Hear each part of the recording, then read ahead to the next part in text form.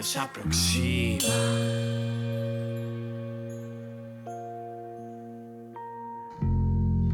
Eixo, gu amuman azken diskako bideoklipen zuzendaria gara, eta bideoklip horien nondik norakoak esaltzera gatoz.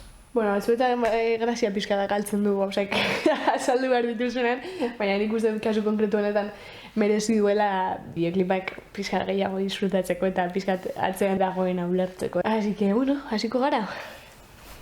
Blogi banten kontua atera zan uste lehenengo bileratik, haiek proposatu ziguten Maldan bera bideokliperako ideia bat, eta gure burura etorri izan Van Goghen presoen erronda kuadroa. Buelta bat eman dut kaletik goizean, ea bakardadetik egiten dudan alde. Parkeak jendez beteta gon beharrean, denak zaborrez beteta daude. Eta beste bideoklipetarako ideia bardina jarraitu genuen. Bai, iruditzen zitzaigun abia puntu ona, kuadro batetik eta dagoeneko existitzen zen erreferentzia batetik hastea. Orduan bakoitzantzako aukeratu genuela erreferentzia bat, hasieratik, eta gero garatzen joan ginen. Osa hori da, bideoklip guztietan badago momentu bat zeinetan ikusten dan justo erreferentzia den kuadro edo fotograma edo dana dalako hori.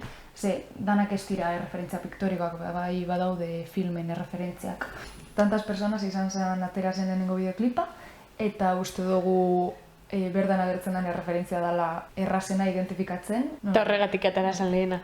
Diskoan dauden beste kanta batzuekin kontrastean da iraultzarako kanta bat, elkartzeko eta gauzak elkarrekin aldatzeko kanta bat, eta nik uste dute horregatik aukeratu genuela batez ere kuadro hori, bideoklipak nondik joango ziren erakusteko. Lokalizazioa esan, kuadroan agertzen da lokalizazioa, orduan kasu horietan saiatzen ginen arroparen bidez eta atrezzoaren bidez erreferentzia egiten, eta posizioen bidez horretan justo. Komposizioa, justo zenba denbora egon ginen komposizioa.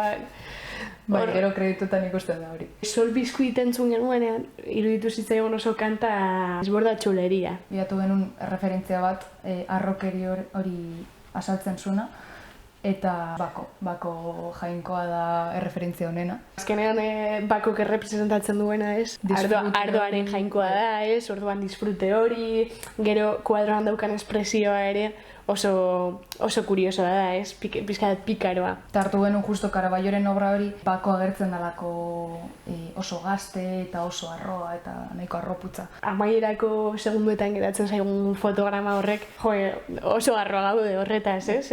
Azkenean nahiko era finean imitatzen saiatu ginen, eta nik uste dute referentzia errez harrapatu daitekela, ez? Bai, eta Maldan beran adibidez, Van Goghen kuadro horretan nola dirazten den angustia eta azkenean bat egiten zuen Maldan bera bestiaren angustia izaera horrekin.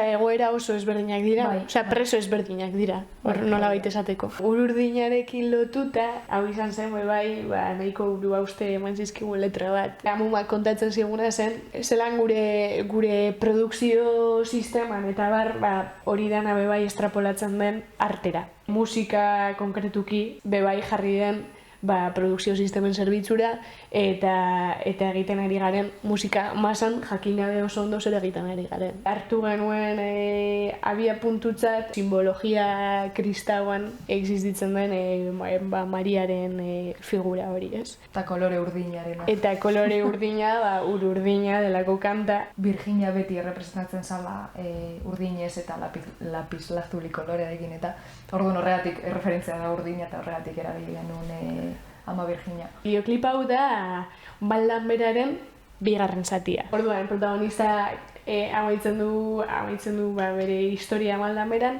eta heltzen da bere etxera. Eta gertatzen zaio, todo el breakdown, bizimodu horrek ez duela inora eramango, bere buruarekin hor dauka talka bat. Kezkatzen duen egin daiteken irakurketa, depende nondik ikusten duzun, ulertu daiteke bandari esker eta horatzean dituen angeruei esker bera heltzen dela a la pureza eta a la verdad eta truko bat besterik ez da. Kuadro horretara heltzeko kontatzen dugu historieta bat eta zelan daukagun hor banda estenan eta zelan erabiltzen ditugun espazioak gure protagonista puntu batetik bestera eramateko.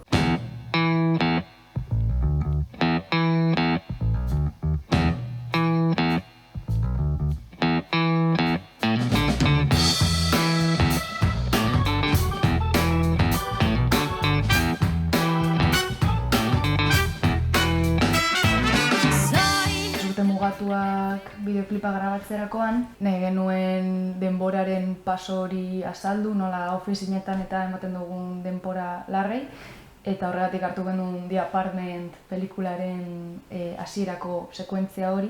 Gero pelikula ez da horren ingurua, baina sekuentzia horrek ondo azaltzen dago transmititu nahi genuena. Egia da dela oso fotograma evidentea, ez?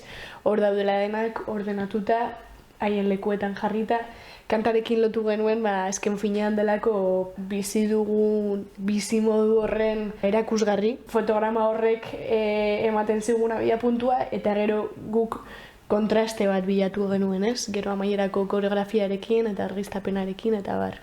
Atera berzan azken bideoklipa solo behida zan, amaiera emango zion bideoklip honek proiektuari. Erreferentzia gisa hartu genuen François Truffauten Los 400 golpes filma. Azkeneko sekuentzian ikusten dugu protagonista ihes egiten, korrika eta korrika eta korrika. Dartzara heltzen danean ikusten dugu ez daukala nora ihes egin eta ezin dela haratago jun. Nahiko dramatiko, Nahiko dramaz, baina klip horri egiten diogu referentzia bideokliparen erdian. Nahiko tomate izan genuen kanta batzuekin, porque esaten dira 3.000 milioi gauza, eta azkenean gai konkretu batzuekin lotzea nahiko zaila suertatu zitzaigun. Etorkizun latza dauka gure munduak, honelako letretan ezin aurkitu zentzua, ez?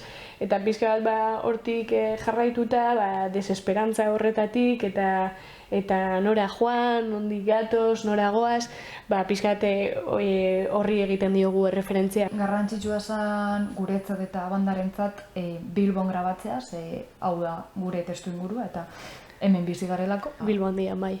Bilbo erakustea eta Bilboko zonalde konkretu horiek erakustea ez da kasualitatea ere. Hor daukagu Guggenheim, baina Guggenheimen separte, daukagu bai Zorroza. Saiatzen gara ere beste Bilbo bat erakusten. Bueno, hauek izan dira zertzela nagusiak. Bai, eta eskertzea bai amumari, malgutasun handia eman digulako nahi genuen egiteko, literalmente.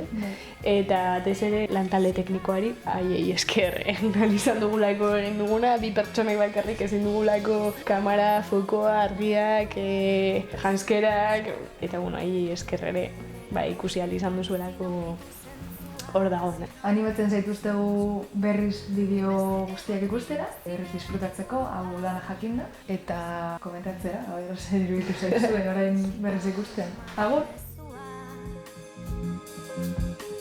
Etorkizun latza dauka gure munduak,